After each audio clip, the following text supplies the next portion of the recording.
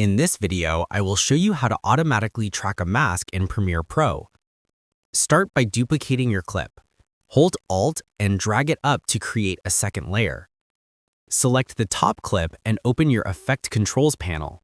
Make sure your playhead is at the very beginning of the clip, then choose the pen tool under Opacity and draw a mask around the area you want to track. After creating the mask, turn on the mask preview so you can watch the tracking as it happens.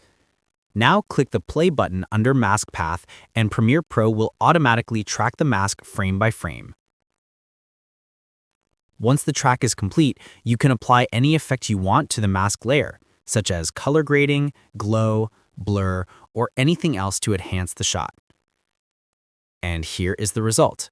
As you can see, the differences are clear. If this tutorial helped you out, make sure to like and subscribe for more helpful guides. And if you found real value in it, a super thanks would be greatly appreciated. Feel free to reach out if you encounter any issues during the process. If this video helps you out, please leave a like and subscribe. Comment below if you have any questions. If you need further assistance, consider hiring a professional using the link in this video below.